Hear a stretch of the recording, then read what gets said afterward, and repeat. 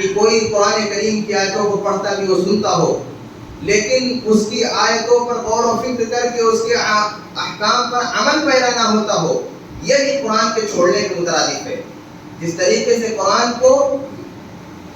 کوئی مستقل طور پر پڑھے ہی نہ، اگر کوئی ایمان نہیں رکھتا ہے تو کافر و مشرک ہے، بلا شبہ اگر قرآن کریم کی آیتوں پر کسی کا ایمان نہیں ہے۔ لیکن اگر کوئی شخص قرآن کریم کی آیتوں کو اور اس کے احکام پر غور و فکر و تدبر کر کے عمل پیرا نہیں ہوتا ہے تو ایسا شخص بھی قرآن کے چھوڑنے والوں میں شامل ہوگا۔ قرآن کریم کی سورۃ آل عمران کی آیت کریمہ وَلَا تَهِنُوا وَلَا تَحْزَنُوا وَأَنْتُمُ الْأَعْلَوْنَ إِن كُنتُم مُؤْمِنِينَ، اللہ سبحانہ وتعالی نے غزوہ احد سے پہلے جہاں پر غزوہ احد کا اللہ رب العالمین نے مقدمہ قائم کیا ہے، آغاز ہو رہا ہے،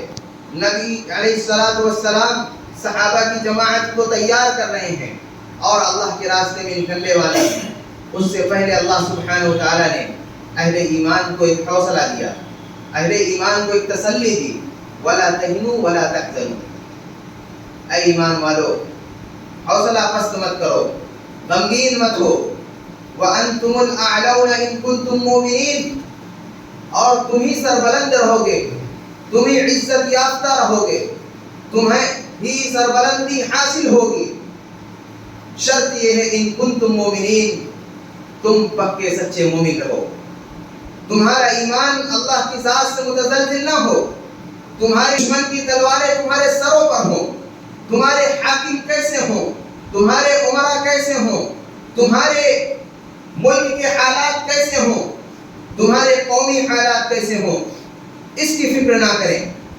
صرف اس بات کی فکر کریں کہ آپ کا دین کیسا ہے، آپ کا ایمان کیسا ہے، اللہ رب العالمین کی ذات کے اوپر ہمارا بھروسہ کیسا ہے، صرف اس بات کی فکر کریں، اور یہی دین کی اور دین اسلام پر عمل کرنے والوں کی اصل کنجی ہے کہ وہ اللہ کے دین کے لیے سب کچھ تو برداشت کر سکتے ہیں لیکن اللہ کے دین پر کسی کو ترجیح نہیں دے سکتے ہیں۔ یہ اصل دین کی حقیقت ہے۔ ہم اور آپ اس بات کو سن رہے ہیں، ہم اور آپ اس بات کو جان رہے ہیں، لیکن یہ چند افراد اگر ان باتوں کو سنیں اور جانیں گے تو ہنسنے والے ہنسیں گے بھی، کہنے والے کہیں گے بھی، تمہارے مومن بننے سے، تمہارے کتاب و سنت پر عمل کرنے سے، دین اسلام کی صحیح تعلیمات پر تمہارے گامزن ہو جانے سے کیا حالات سدھر۔ اللہ کی ذات پر جن کا ایمان ہوتا ہے وہ ایک مختصر سی جماعت جس کو نبی علیہ الصلوۃ والسلام نے مدینہ کے اندر اپنے سبحانہ وتعالی کے دین پر باقی رہتی ہے، نبی علیہ الصلوۃ والسلام کی لائی ہوئی شریعت پر مکمل طور پر گامزن رہتی ہے اور چند سالوں میں دنیا کے گوشوں کو وہ فتح کرتے ہیں، امن و سلام کی پوری دنیا کے اندر قائم کرتے ہیں، اسلام کی تعلیمات کو عام کرتے ہیں۔ مقصد یہ ہو کہ ہماری نیتیں کیسی ہیں، ہمارا ارادہ کیسا ہے۔ جب ہم دین کے معاملے میں اپنے قدموں کو آگے بڑھاتے ہیں تو ہمیں یہ بات بڑی اچھی طریقے سے معلوم ہونی چاہیے کہ یہ دین کا راستہ کانٹوں بھرا راستہ ہے، سیکھوں بھرا راستہ ہے، یہاں پر مشکلات آئیں گی، یہاں پر پریشانیاں آئیں گی، یہاں پر آزمائشیں آئیں گی، لیکن بدلہ اس کا اللہ سبحانہ وتعالیٰ بہت بہترین دینے والا ہے۔ وعد اللہ الذین آمنوا وعملوا الصالحات لیستخلفنہم فی الارض کما استخلف الذین من قبلہم۔ ایسا نہیں ہے کہ آج تمہارے اوپر کوئی غیر مسلط ہے،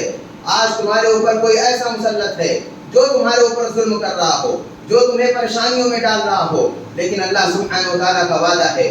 وعد اللہ الذین آمنوا وعملوا الصالحات، ایمان والوں سے، عمل صالح کرنے والوں سے، لیستخلفنہم فی الارض، اللہ وحدہ لا شریک انہیں زمین پر اپنا خلیفہ بنائے گا، کما استخلف الذین من قبلہم، جیسے پہلوں کو اللہ سبحانہ وتعالیٰ نے زمین کا وارث بنایا تھا۔ زمین کے حقیقی وارث وہی ہیں جو اللہ کے نیک اور صالح بندے ہیں، زمین کے حقیقی وارث وہی ہیں۔ وقتی طور پر رب العالمین چاہے جسے مسلط کر دے، لیکن ہمارا ایمان اور عقیدہ یہ ہے کہ اللہ سبحانہ وتعالی اپنے ایمان والے بندوں کو کبھی اکیلا تنہا نہیں چھوڑتا ہے۔ اس وجہ سے ہمیں اس بات کی فکر نہیں ہونی چاہیے کہ ہم سیادت و قیادت کی بات کریں، ہم حکومت و سلطنت کی بات کریں، ہم دنیا کے اندر اسلامی اثر و رسوخ کی بات کریں، ہم سب سے پہلے اپنے عقیدہ و ایمان کی بات کریں، عمل صالح کی بات کریں، اپنے نفس کی تسویہ کی بات کریں، اپنی بنیادی شرعی احکام کو جاننے کی کوشش کریں اور خود اس پر عمل کریں، اپنے گھر، سماج اور معاشرے، اپنے قوم کو اس طرف لائیں۔ یہ ہمارا بنیادی مقصد ہونا چاہیے۔ یہ دین کی سربلندی، دین پر آپ کا عمل کرنا، یہ اللہ وحدہ لا شریک آپ کو خود دنیا کی کنجی عطا کر دے گا، دنیا اور آخرت کی فلاح و کامرانی آپ کو عطا کر دے گا۔ یہ مقصد ہے کتاب و سنت کی تعلیمات کا۔ آگے سورۃ النساء کا آغاز ہوتا ہے جو